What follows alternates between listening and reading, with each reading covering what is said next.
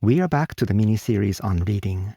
Today, we will take 2 sub-steps to be ready for reading the abstract of a life science paper written by Nobel Laureates.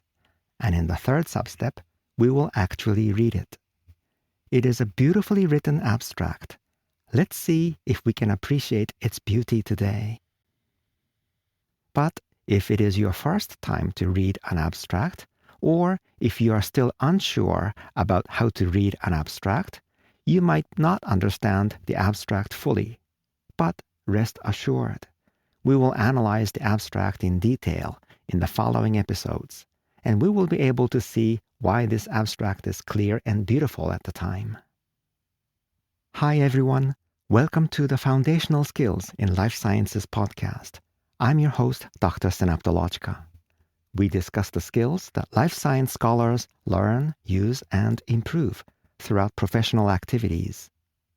Your benefit is expressed in my motto, learn the skills, enjoy academic life. Previous episodes. In our mini-series on reading, we have been discussing how to read life science papers using one of the best examples. The paper is the Milestone Article 1, published in 2005 by the laureates of the Nobel Prize in Physiology or Medicine 2023. The laureates were Dr. Katalin Karikó and Dr. Weissman. Please let me give you a brief note here. In our episodes, the Milestone Article means the paper written by the Nobel Laureates, and the paper eventually led to the Nobel Prize. Usually, the Nobel Laureates publish multiple important papers. Then such important papers, that is the milestone articles, will be further identified with the sequential numbers. For example, there are 3 such papers by the 2023 Physiology or Medicine Nobel Laureates, and we named them 1 through 3 based on the chronological order. If we mention a milestone article without any number, it will mean the first one, that is, the milestone article 1, if there are multiple papers. Or the milestone article will mean the only one if there's just one paper by the laureates. Let's go back to the main talk. In our episodes on reading so far, we have already gone through steps 1 through 12 for reading the paper. In those steps, we have also completed our pre-reading scans of both the written text and the figures. In the latest step 12, we established a very solid foundation for reading abstracts of life science papers. It was step 12, understand the structure of the abstract. There were 2 sub-steps. In episode 38, we covered step 12-1, read a good explanation about the abstract structure. For this purpose, we read a 1-page document that describes the abstract guidelines. It was provided by the journal Nature. The document helped us dissect the structure of abstracts. In episode 39, we covered step 12-2, clarify and summarize the abstract structure using our own words. We were inspired by the Nature document, and we have identified the 8 key components that make the abstracts effective. We named the components using our own words and clarified their roles and the order of how they would be described in the abstracts. We will talk about these 8 structural components further again in the next episode. Today's episode. We are now ready, and we are excited to start reading the abstract of the Milestone Article 1 of the 2023 Nobel Prize in Physiology or Medicine. Our overall step today is step 13, read the abstract of our milestone article. We will review 2 necessary things before reading the abstract. Those 2 things will be covered in substeps 1 and 2. Then in the 3rd substep, we will read the abstract. Okay, let's get started. Step 13-1. review the content of the Nobel Prize presentation video on YouTube. The first thing to do is to check if you remember the content of the Nobel Prize presentation video on YouTube. We watched the YouTube video in episode 9 a little while ago. In the video, the Nobel Committee member explained the laureate's epoch-making work in only about 9 minutes. It gave us a broad overview of the laureate's work, specifically about the Milestone Article 1 that we're going to read. We learned very easily what the laureate's idea was, what the laureates did, and what the results meant. It was a very clear presentation. Please take a moment to watch the video if you have not watched it, or if you have forgotten its content. I will list the link to the video in the episode description. The goal of this substep is to keep the important points of the video in mind. This is because knowing the broad overview of the laureate's work will greatly help us read any part of the Milestone article. Simply said, the video will bring us up to speed with the article content. You're welcome to skip this substep if you know the video content very well. You will also skip this substep when you're about to read a paper other than the Milestone articles by the Nobel Laureates. Step 13-2. Identify keywords in the title of the article. Now, please open the Milestone Article 1. I have added the links to the paper in the episode description, so please take a look at the paper. The paper was published in 2005 in the journal Immunity.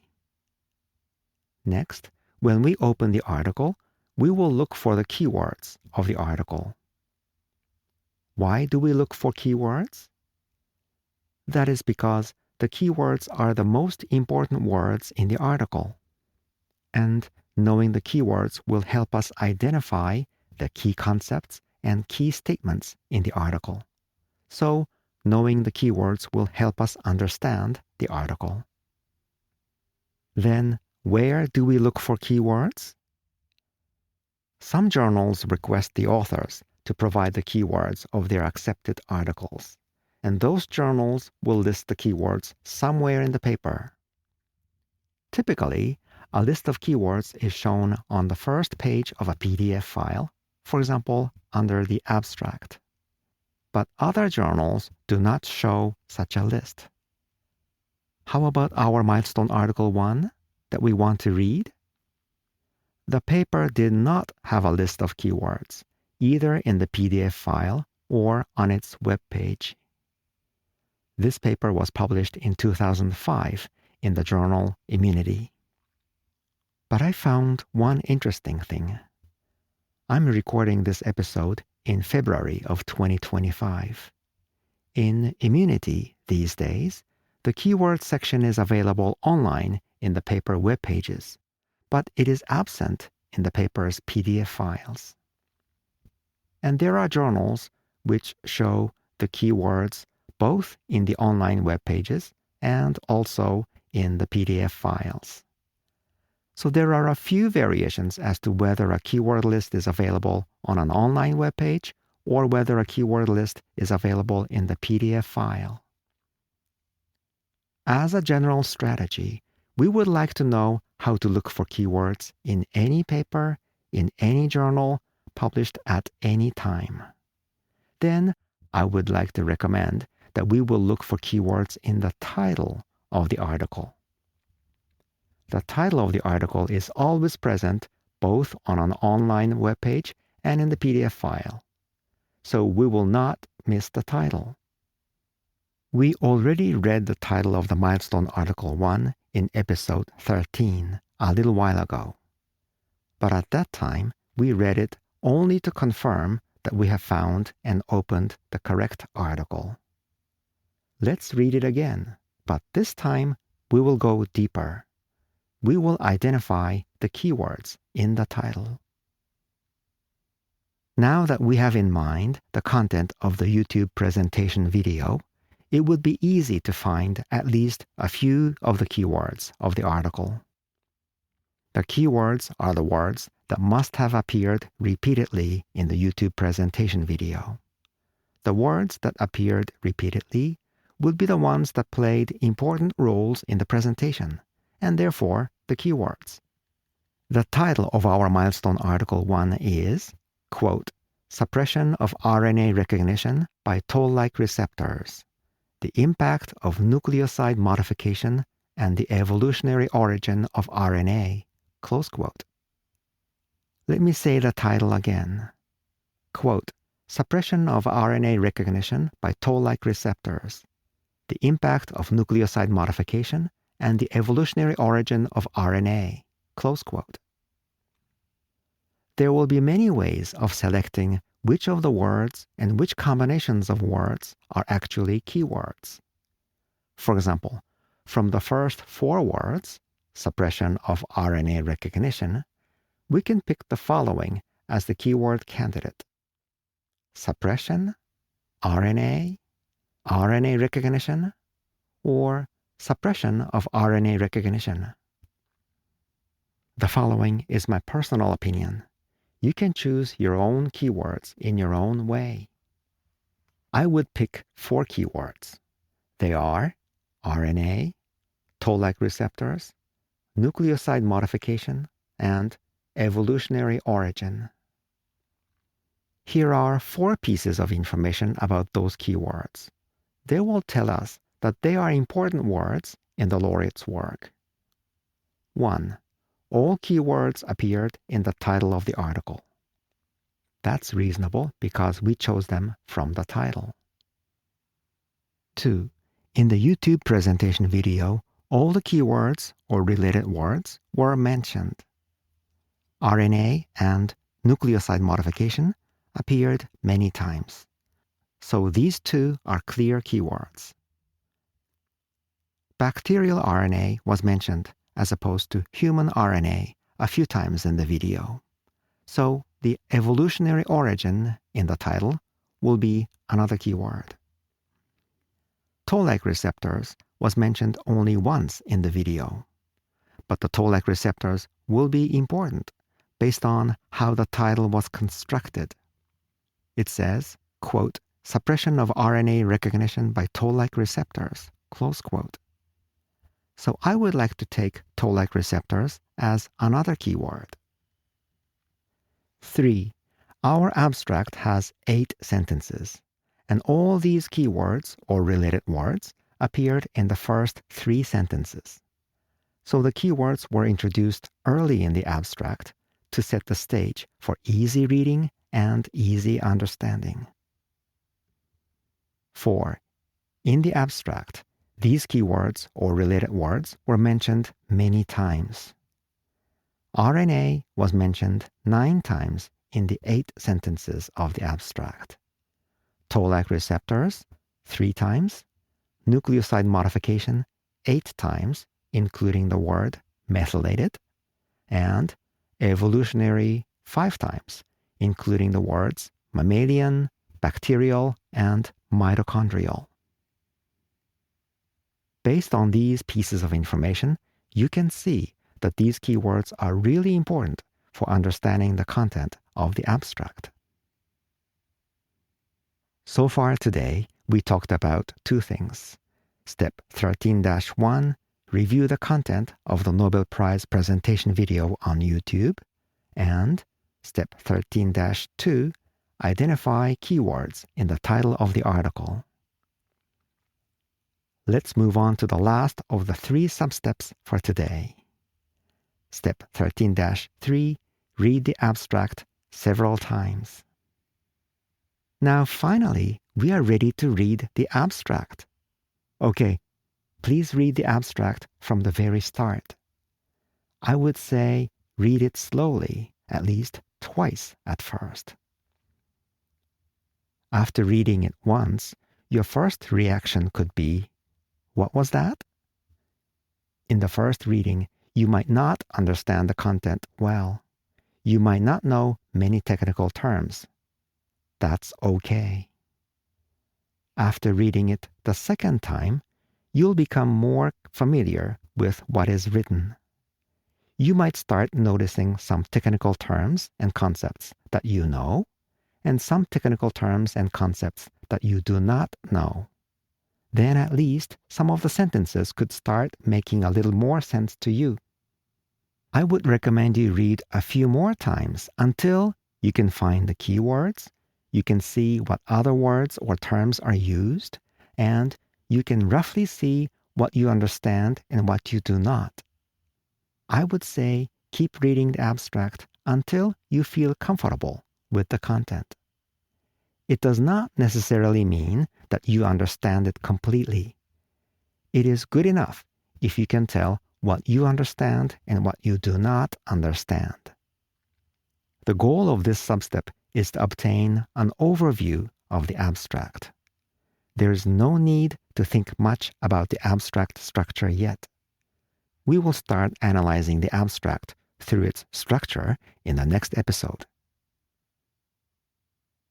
Now, how do you feel at this moment? Even if you do not fully understand the content of the abstract, I hope you feel a sense of accomplishment.